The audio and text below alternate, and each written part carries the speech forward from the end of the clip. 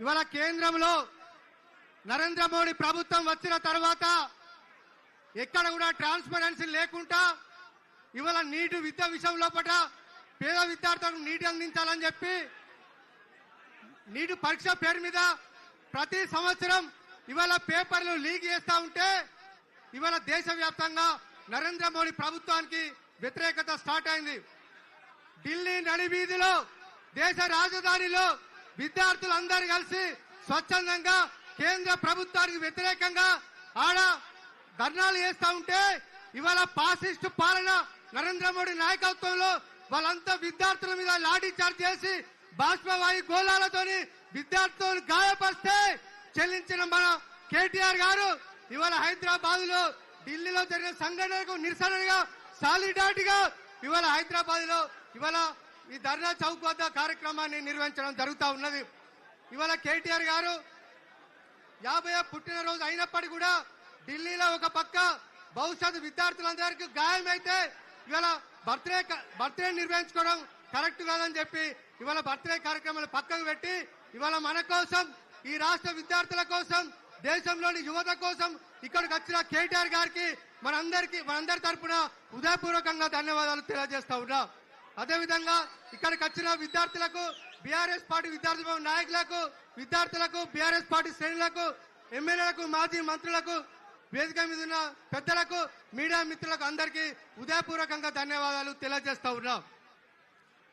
విప్లవ కవి శివసాగర్ అంటాడు, విద్యార్థుల రక్తము చిందని పోరే లేదు, విద్యార్థుల త్యాగము రాయని చరితే లేదు, పోటెత్తున నెత్తుడి కెరటాలై ఎగిసే విద్యార్థుల సాహసం చవి చూడని నేల లేదు, విద్యార్థులు మీరే నవ సమాజ స్థాపనలో నడిచే యోధులు మీరే అని చెప్పి కవి శివసాగర్ అన్నట్టు ఇవాళ ఈ రాష్ట్రంలోని విద్యార్థుల కోసం ఇవాళ కేటీఆర్ గారు ఇవాళ నిరసన దీక్షకు ఇవాళ ఇందిరా పార్కు రావడం జరిగింది.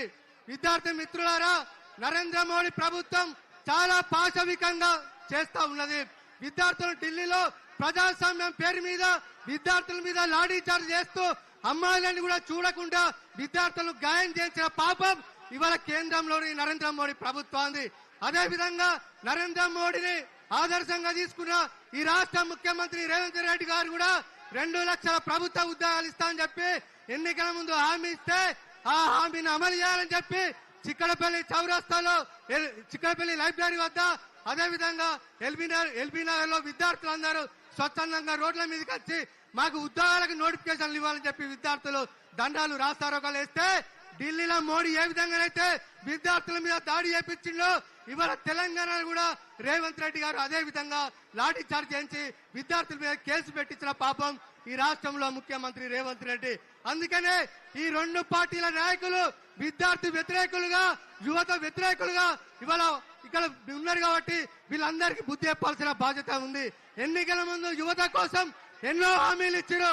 ఇవాళ అధికారంలోకి వచ్చిన తర్వాత లాఠీలతోని ఇవాళ భయంకరంగా ఇవాళ వ్యవహరిస్తున్నారు కాబట్టి వాళ్ళందరికీ బుద్ధి చెప్పే విధంగా మనందరం పోరాటం చేయాలని చెప్పి కోరుతా ఉన్నా. ఇవాళ ప్రపంచ వ్యాప్తంగా ఎవరైనా ఏ నాయకుడైనా ఈ యువతకు తక్కువ అంచనా వేసి యువత మీద నిర్బంధం విధిస్తే అదే యువత ఆ రాజ్యాలను కిందికి దింపిన చరిత్ర ఇవాళ ప్రపంచంలో ఉన్నది. ఇవాళ ఈజిప్ట్ లో హోస్ని ముబారక్ ను గద్ద దింపింది మనలాంటి యువత అనే విషయాన్ని కలిపి గుర్తు చేసుకున్నా. అదేవిధంగా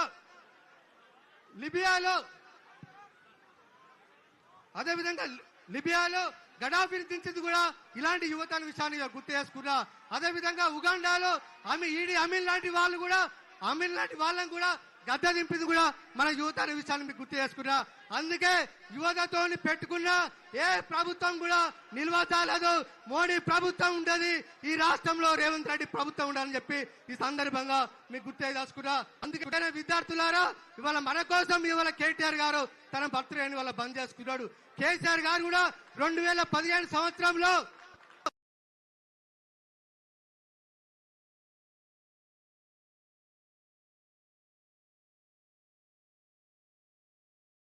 తన బర్త్డే కార్యక్రమాన్ని పక్క పెట్టి అదే పరంపరలో మన కేటీఆర్ గారు కూడా ఇవాళ ఈ రాష్ట్ర యువత కోసం విద్యార్థుల భవిష్యత్తు కోసం జన్మదిన కార్యక్రమాన్ని కుటుంబ సభ్యులతో కానీ పార్టీ నాయకులతో కానీ జరుపుకోకుండా ఇవాళ మన కోసం యువత కోసం వచ్చినట్టనే ఇవాళ విద్యార్థుల పట్ల యువకుల పట్ల మన కేటీఆర్ గారికి ఎంత ప్రేమ అనే విషయాన్ని సందర్భంగా మీకు గుర్తు చేయదలుచుకున్నా.